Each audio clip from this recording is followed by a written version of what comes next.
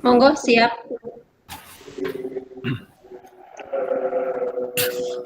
Bismillahirrahmanirrahim. Assalamualaikum warahmatullahi wabarakatuh. Waalaikumsalam Waalaikumsalam warahmatullahi warahmatullahi wabarakatuh. wabarakatuh.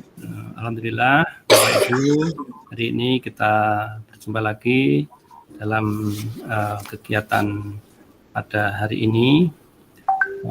Sebelumnya kita cek dulu siapa yang sudah hadir. Oh, sudah lengkap ya. Baiklah, semoga semuanya dalam kondisi sehat ya, sehingga kita bisa melaksanakan kegiatan ini. Bagaimana tugas-tugas sudah dikerjakan semua? Sudah centang hijau?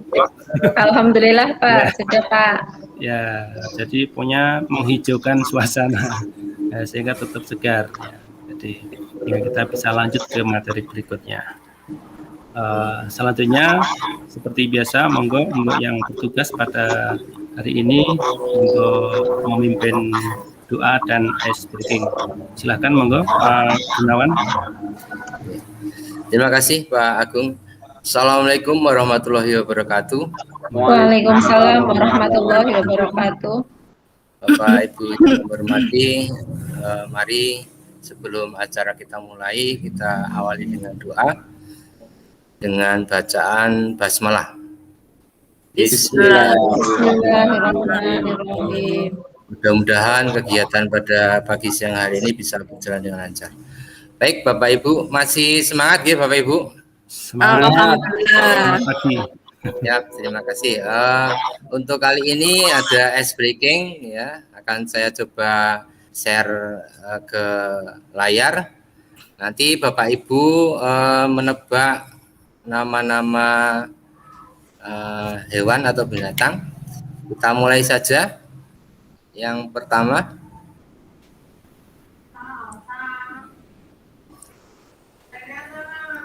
apa Bapak Ibu? Kanguru. Kanguru, oke. Iya, Kanguru. kanguru. Anggur, ada anggurnya. Oke, betul ya. Berikutnya, Sapi. Sapi ya, sapi. ya. Waduh. Oke, Sapi. kita lihat. Sapi.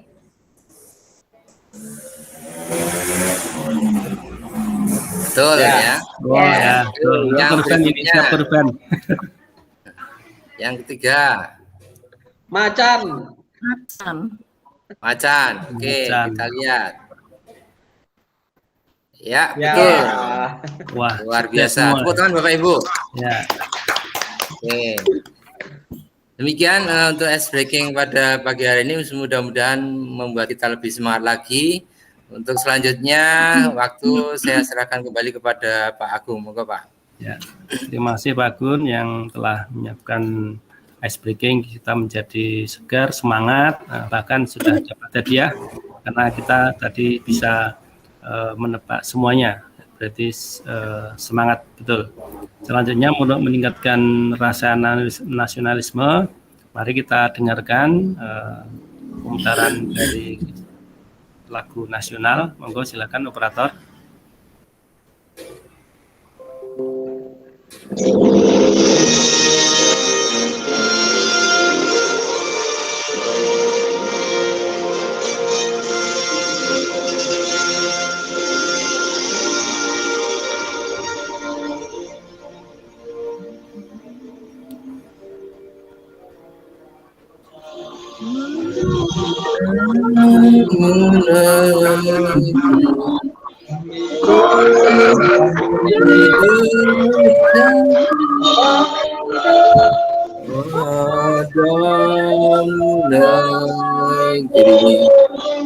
Kami berbagi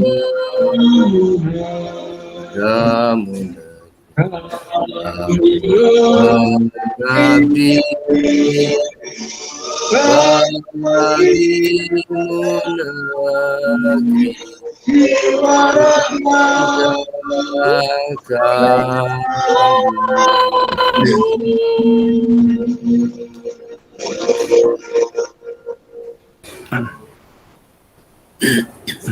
Ya, demikian lagu Bagum Negeri untuk kita semua. Tentunya sesuai dengan lagu kita berjanji berbakti pada negeri. Ya, baiklah kita masuk ke materi. Seperti biasa kita merefleksi apa yang sudah kita kerjakan beberapa waktu yang lalu terkait dengan konsep tujuan pembelajaran. Ya, saya kira Bapak Ibu sudah mencermati dari LMS materi-materi. Di dalam materi itu ada konsep tujuan pembelajaran, terutama di komponen tujuan pembelajaran ada 3 aspek, yaitu kompetensi, konten, dan variasi. Jadi pada kompetensi ini kemampuan yang dapat didemonstrasikan oleh siswa atau diaktualisasikan dalam bentuk produk atau kinerja yang menunjukkan siswa telah berhasil mencapai tujuannya. Dan untuk konten ini bahwa ilmu pengetahuan inti atau konsep utama yang diperoleh siswa melalui pemahaman selama proses pembelajaran di akhir 1 unit pelajaran. Sedangkan di variasi ini adalah sebuah keterampilan berpikir apa saja yang perlu dikuasai siswa untuk dapat mencapai tujuan pembelajaran.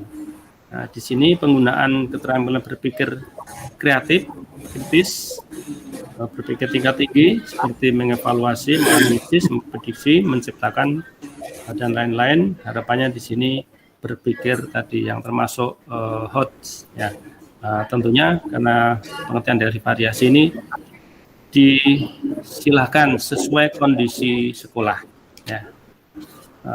Saya kira untuk refleksi seperti itu, monggo yang akan bertanya, persilakan. Monggo ini yang sudah resen, Bu Gun. Ya, terima kasih Pak. Assalamualaikum warahmatullahi wabarakatuh. Waalaikumsalam warahmatullahi wabarakatuh. Kami mau menanyakan terkait dengan pembuatan alur tujuan pembelajaran atau tujuan pembelajaran yang sudah kami pelajari kemarin. Itu dalam tujuan pembelajaran terdapat ada kompetensi, ada konten, dan ada variasi. Yang kami masih bingung nanti mungkin dalam pendampingan ke guru untuk membuat tujuan pembelajaran itu di variasi, Pak. Di variasi itu apakah ada, seperti halnya di kompetensi tadi kita mengacu kepada dari yang sebelum itu, tapi yang di variasi adakah standar bakunya? Istilahnya harus apa itu, apakah ada standar bakunya dari pembuatan variasi itu, ataukah dikembalikan ke istilahnya kreativitas dari pembuat alur tujuan pembelajaran, atau bagaimana? Itu yang masih kami bingungkan, Pak. Mohon pencerahannya. Terima kasih. Ya. Assalamualaikum warahmatullahi wabarakatuh. Waalaikumsalam. Terima kasih. Ini pertanyaan yang bagus dari Gun. Ya, ini menandakan bahwa sudah mempelajari, berpikir, termasuk juga kritis ini ya. Monggo bisa ditanggapi dari Bapak Ibu. Saya kira juga sudah mempelajari. Ya, monggo, yang saya bisa menambahkan Ibu.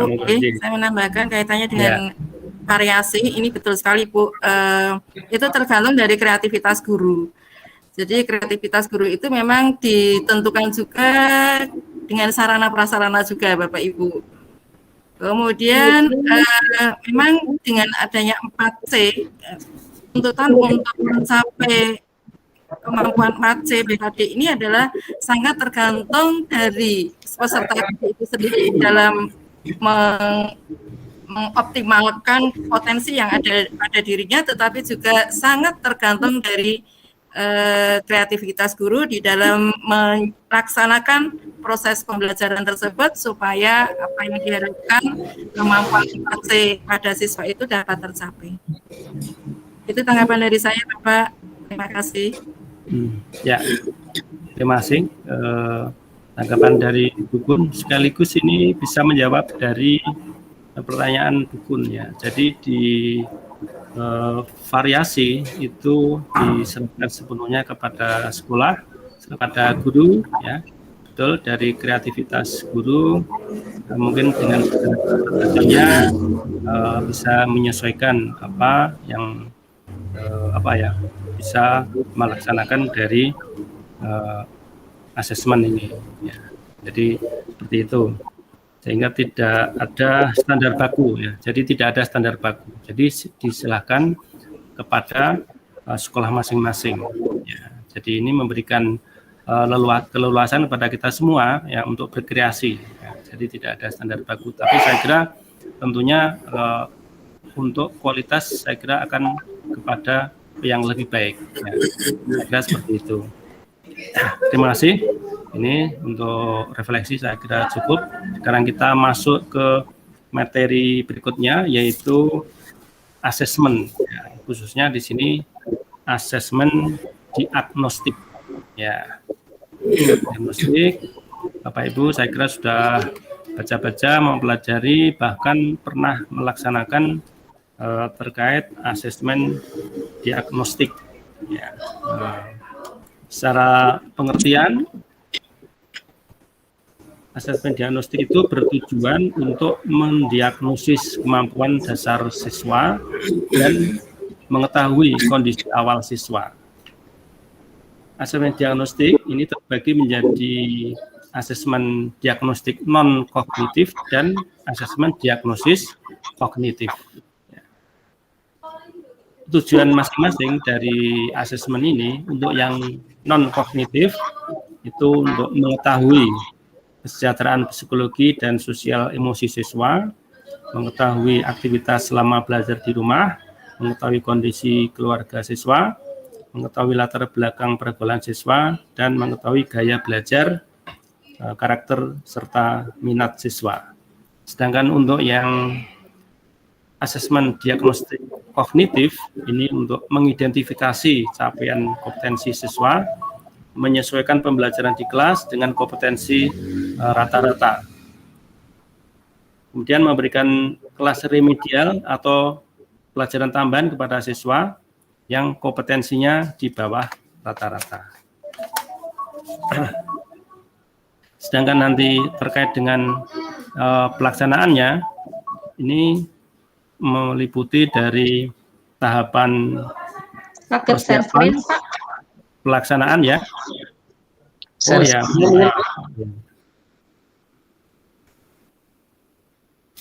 Kita share supaya lebih jelas.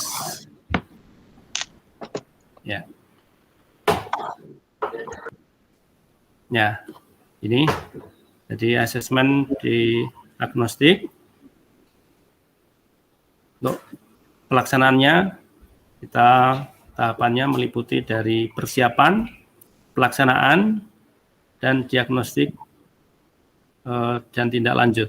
Yang perlu diingat untuk Bapak Ibu guru yaitu bahwa guru perlu melakukan asesmen diagnosis kognitif ini untuk menyesuaikan tingkat pembelajaran dengan kemampuan siswa. Jadi bukan untuk mengejar target kurikulum. Sedangkan untuk yang diagnostik kognitif ini urut-urutannya saya kira ada tahapan untuk persiapan, pelaksanaan tindak lanjut, dan yang penting ini bahwa guru perlu menyesuaikan aktivitas dan materi belajar di kelas dengan peningkatan rata-rata semua murid di kelas. Nah, ini yang penting diingat. Dan contoh-contoh soal untuk ya, asesmen diagnostik kognitif, saya kira sudah ada contohnya, nanti Bapak Ibu bisa berkreasi sesuai kreativitas masing-masing. Saya kira itu yang bisa saya sampaikan. Kemudian untuk tugas ya, dari hasil kerja kelompok dari Pak Ari bisa disampaikan. Ya, terima kasih Bapak Ibu. Mungkin kami sampaikan untuk tugas kelompok yang tadi sudah disampaikan. Ini izin saya share screen untuk tugas kelompok.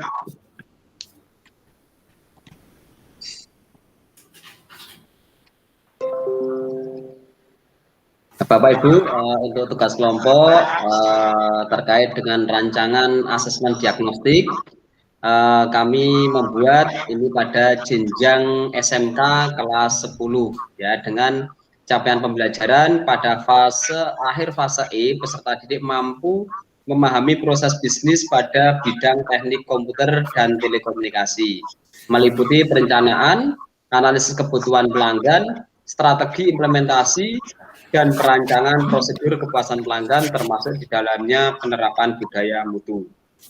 Dengan tujuan pembelajaran, memahami proses bisnis pada bidang teknik komputer dan telekomunikasi, meliputi perencanaan, analisis kebutuhan pelanggan, strategi implementasi, dan perancangan prosedur kepuasan pelanggan, termasuk di dalamnya penerapan budaya mutu. Kemudian pada asesmen non-kognitif, kami beberapa yang kami gali. Yang pertama dari kondisi kesejahteraan psikologi dan emosional anak dengan pertanyaan kunci 1, apa kabarmu hari ini? Kemudian pertanyaan yang kedua, apa yang kamu rasakan pada hari ini? Dan yang ketiga, apa harapan kamu terkait kegiatan pembelajaran hari ini? Kemudian yang kedua, aktivitas peserta didik selama belajar di rumah yang ingin digali. Kemudian dengan pertanyaan kunci adalah 1, apa saja kegiatanmu selama belajar di rumah? Kemudian yang kedua, apa hal yang paling menyenangkan dan tidak menyenangkan selama belajar di rumah? Kemudian yang ingin digali pada yang ketiga adalah kondisi keluarga. Dengan pertanyaan yang kunci adalah 1, apakah kamu tinggal bersama orang tua? Yang kedua, siapa saja anggota keluarga yang tinggal bersamamu? Yang ketiga adalah apa pekerjaan orang tuamu? Kemudian untuk berikutnya yang perlu digali adalah gaya belajar, karakter, serta minat peserta didik. Kemudian dengan pertanyaan kunci, apa hal yang menyenangkan dan tidak menyenangkan ketika kamu belajar? Kemudian dari hal tersebut, adapun langkah-langkah yang akan dilakukan adalah 1, persiapan dengan alat bantu yang disiapkan adalah kertas, gambar, dan poster. Kemudian terkait dengan pelaksanaan, ini dengan alat bantu komunikasi, HP dijadikan untuk pembelajaran secara daring dan alat tulis. Kemudian untuk tindak lanjutnya, kami menggunakan alat bantu, alat komunikasi HP, juga alat tulis sama. Ya. Kemudian untuk asesmen kognitif. Asesmen kognitif sebelum masuk pada materi memahami proses bisnis daring, bisnis komputer dan telekomunikasi dengan durasi waktu 15 menit. Identifikasi yang akan diujikan adalah memahami proses bisnis pada bidang komputer jaringan dan telekomunikasi. Kemudian pertanyaan adalah apa yang kamu ketahui tentang proses bisnis pada bidang teknik komputer jaringan dan telekomunikasi. Dengan kemungkinan jawaban dari peserta didik adalah 1, tidak mampu sama sekali menjelaskan proses bisnis, kemudian dengan skor tidak paham. Maka dalam kegiatan pembelajarannya adalah memberikan pembelajaran proses bisnis pada bidang teknik komputer jaringan dan telekomunikasi disertai dengan contoh. Ya, kemudian kemungkinan jawaban yang kedua adalah mampu menjelaskan sebagian proses bisnis pada bidang teknik komputer dan jaringan. Kemudian dengan skor sebagian paham sebagian. Dengan tindak lanjut pembelajaran adalah memberikan pembelajaran proses bisnis pada bidang teknik komputer dan telekomunikasi. Kemudian kemungkinan jawaban yang ketiga adalah mampu menjelaskan proses bisnis dengan skor adalah paham utuh. Maka tindak lanjutnya adalah memberikan pembelajaran proses bisnis pada bidang teknik komputer dan jaringan disertai dengan pengayaan supaya nanti potensi dari anak betul-betul tercapai. Kemudian untuk langkah-langkah yang akan dilakukan yaitu langkah dan persiapan dan pelaksanaan, yaitu menyusun jadwal pelaksanaan, mengidentifikasi materi uji, menyusun satu pernyataan sederhana terkait dengan capaian pembelajaran, kemudian asesmen yang diberikan ke seluruh peserta. Alat bantu yang digunakan adalah pada saat pelaksanaan pembelajaran menyiapkan video tutorial atau video pembelajaran. Kemudian tindak lanjutnya adalah melakukan pengolahan hasil asesmen dan hitung rata-rata kelas. Kemudian yang kedua, memetakan siswa dengan minimal 3 kategori, tidak paham, paham sebagian, dan paham utuh. Kemudian yang ketiga, melakukan pembelajaran yang berbeda sesuai dengan kategori siswa. Kemudian yang keempat adalah asesmen bisa diulang saat proses pembelajaran. Demikian Pak Agung yang dapat kami sampaikan di tugas kelompok kami. Saya Ari, Assalamualaikum warahmatullahi wabarakatuh. Waalaikumsalam warahmatullahi wabarakatuh. Terima kasih Pak Ari. Nah, hasil dari kelompok dari penyajian kelihatan bahwa ini hasil kelompok yang luar biasa, kerjasamanya, kemudian juru bicara juga oke, sangat jelas untuk memaparkan. Jadi selamat pada kelompok yang telah berhasil menyajikan ya hasil kerjanya. Namun demikian saya kira juga perlu ada tanggapan dari kelompok lain yang telah present. Pak Gunawan, monggo Pak Gun. Baik, terima kasih Pak Agung. Saya lihat menarik sekali untuk apa yang disampaikan Pak Ari kaitannya dengan asesmen diagnostik. Bapak Ibu sekalian, seperti kita ketahui untuk asesmen diagnostik itu ada non kognitif dan ada yang kognitif. Saya lebih menyoroti untuk yang non kognitif ya. Jadi setelah diadakan asesmen non kognitif yang itu nanti di sana kita bisa mengetahui kesejahteraan psikologi dan sosial emosi siswa, kemudian bagaimana aktivitas di rumah, kondisi keluarga dan lain sebagainya. Mungkin seperti yang pada asesmen kognitif di sana ada tindak lanjut. Di sini mungkin juga perlu diadakan semacam tindak lanjut juga, sehingga nanti karena pertanyaan-pertanyaan seperti ini akan muncul dua kemungkinan. Jadi pertanyaan ini nanti hasilnya ada yang positif dan ada yang negatif. Untuk yang positif insya Allah nanti bisa langsung ke pembelajaran karena memang dia sudah siap ya. Tapi untuk yang negatif ini perlu pendekatan khusus. Jadi mungkin ada dari guru atau di pihak sekolah untuk melakukan pendekatan sampai dengan semacam ada motivasi juga supaya anak tersebut bisa mencapai kenyamanan dan mencapai kesiapan, sehingga setelah siap dia baru bisa untuk mengikuti pembelajaran. Saya kira itu Pak Agung dan teman-teman. Terima kasih. Mungkin perlu ditanggapi lagi. Terima kasih. Assalamualaikum warahmatullahi wabarakatuh. Waalaikumsalam warahmatullahi wabarakatuh. Terima kasih Pak Gun atas tanggapannya yang sangat cermat dan ini melengkapi apa yang sudah disampaikan dari kelompok. Pokoknya ada juga monggo yang mau menanggapi, Bu Puryanti, monggo silakan. Monggo Bu. Moodnya Bu, suaranya. Suaranya Bu. Ya, mood. Ya, menindaklanjuti dari hasil penilaian diagnosis ya Bu, ya itu tadi sudah disebutkan ada kemungkinan sesuai dengan standar, yaitu memenuhi standar untuk melakukan pembelajaran lanjut, kemudian ada yang barangkali di bawah standar, sehingga kalau ini tidak diatasi, maka nanti peserta didik itu akan mengalami hambatan di dalam proses pencapaian. Itu bagi guru yang menemukan anak-anak tersebut, maka guru perlu melakukan kerjasama dengan guru BK, kemudian bisa kerjasama juga dengan guru wali kelas, karena apa yang dialami oleh satu guru itu juga akan dialami juga di guru mata pelajaran yang lain, karena sehingga ini adalah pekerjaan bersama dari beberapa guru, anak itu nanti hambatan-hambatan psikologis, hambatan lingkungan belajar ini insya Allah bisa teratasi, sehingga diharapkan nanti anak bisa lebih mudah menyesuaikan pencapaian pembelajaran sesuai dengan fasenya. Demikian Bapak yang bisa kami tambahkan kaitannya dengan asesmen diagnosis. Ya, terima kasih Bu Rianti atas tanggapannya, sekaligus saya kira bisa menjawab dari yang disampaikan Pak Gun ya. Jadi Pak Ari ini telah mendapatkan 2 respon yang sangat bagus dari Bapak Ibu. Saya kira bisa melengkapi terkait khususnya di sisi asesmen diagnostik non kognitif ya.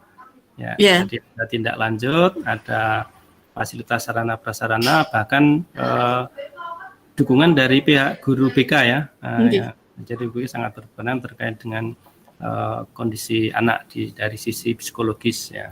Ya, saya kira itu bagus sekali hasil kelompok dan sudah ditanggapi, semuanya sudah jelas. Saya kira bisa kita simpulkan bahwa asesmen, khususnya asesmen diagnostik ini sangat penting kita lakukan, baik itu asesmen diagnostik non-kognitif maupun kognitif, sehingga kita bisa mengawali pembelajaran dengan pelayanan kepada siswa sesuai kondisi masing-masing, akan didukung dari sarana prasarana sekolah, guru BK, kemudian yang lain untuk dari tahap persiapan pelaksanaan sampai pada tindak lanjut.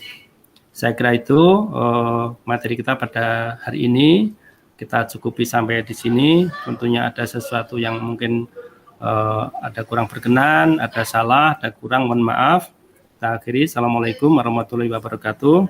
Kita kembalikan kepada ketua kelas untuk mengakhiri. Terima kasih Pak Agung.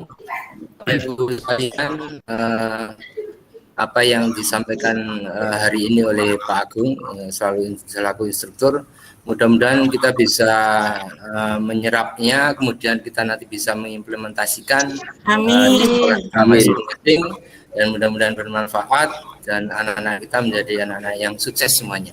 Amin. Baik, Bapak Ibu, saya kira itu saya akhiri, kita tutup bersama-sama dengan bacaan Alhamdulillah. Demikian, ada kurangnya kami minta maaf. Assalamualaikum warahmatullahi wabarakatuh. Waalaikumsalam warahmatullahi wabarakatuh. Terima kasih Bapak. Terima kasih. Bisa di rekamannya dimatikan.